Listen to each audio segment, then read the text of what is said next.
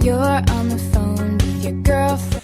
A curadora, a Gisele, ela ficou sabendo que eu participei de uma antologia em Portugal, que são 42 autores, 32 portugueses e 10 brasileiros. Dentre esses 10, eu era um deles, sou mais jovem. Aí quando ela viu que eu já tinha participado dessa antologia em Portugal, ela me convidou. Mas ela já tinha visto alguns outros concursos que eu já tinha ganhado. Conta um pouquinho dessa participação sua lá em Portugal.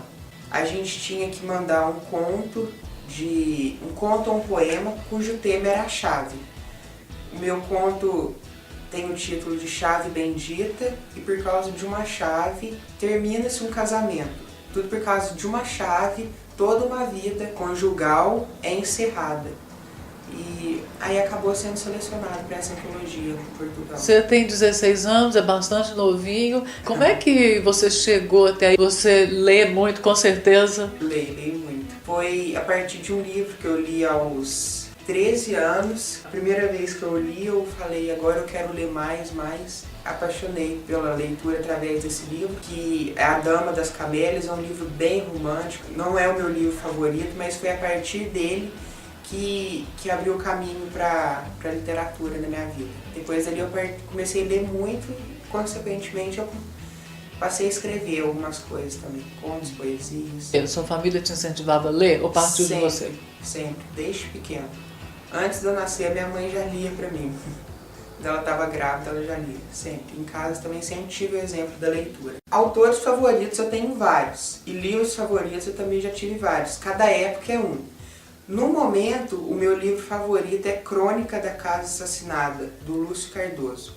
Mas eu também já tive outros livros preferidos, outros autores preferidos, meus favoritos é a Clarice Lispector, o Rubem Fonseca, a Adélia Prado e o Ferreira Goulart, que é aquele que eu fiz a palestra na Flipócio dele quarta-feira passada, dia 30.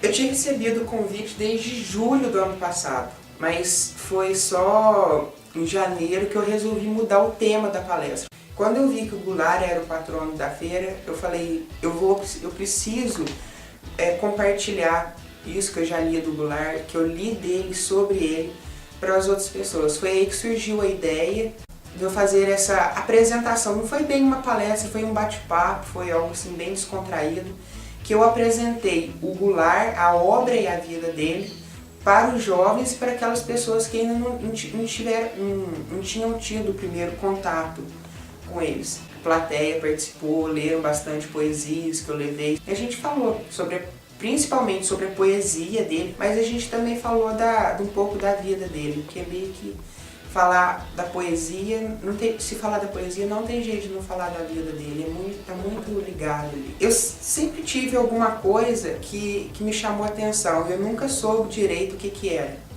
Foi até que para minha palestra eu pedi um depoimento do Sequim, Antônio Carlos Sequim. É um poeta, membro da Academia Brasileira de Letras, e eu mantenho um pequeno contato com ele. O Sequim é o maior estudioso hoje do Ferreira Goulart. E eu falei para o Sequim me mandar um depoimento para ele dando um conselho aos jovens para eles lerem o Goulart, por que ler. E aí o Sequim pega e manda um depoimento que começa mais ou menos assim. O Ferreira Goulart, mesmo sendo um poeta que sofreu tanto, nunca deixou de celebrar a vida e a esperança. Eu realmente vi que era isso que me chamava a atenção no Goulart. Ele nunca deixou de celebrar a vida e a esperança, mesmo ele tendo sofrido tanto durante toda a vida dele, principalmente durante o período da ditadura militar. Esse ano completa 50 anos do golpe.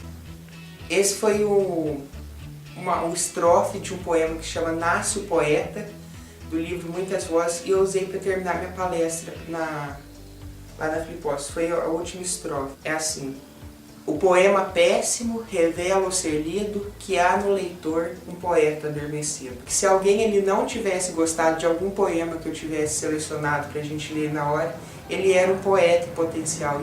Se todos lessem poesia, provavelmente todos seriam tocados pela magia da poesia e, consequentemente, se tornariam um poeta. Mesmo que fosse um poeta só dele, não precisava publicar essas poesias, mas escreveria mais poesia.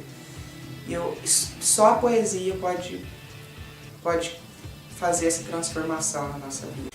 E eu acho que o Ferreira Goulart é um ótimo exemplo para se mergulhar nesse mundo da literatura, para esse primeiro mergulho no mundo da literatura e no mundo da poesia. Principalmente os 2 últimos livros que o Goulart lançou, Muitas Vozes, em alguma parte alguma, são livros de poesia menos complexos, menos difíceis, porque os outros eles são mais difíceis. Não sei se um jovem se interessaria tanto, mas são de qualidades literárias sim indiscutíveis. E esses últimos eles têm um tom mais reflexivo, mais filosófico, que é mais fácil para o jovem entender. Então, se você quer entrar nesse mundo da literatura, leia Ferreira Goulart, leia primeiramente esses 2 últimos livros dele e depois mergulhe. Uma boa viagem. You're on the phone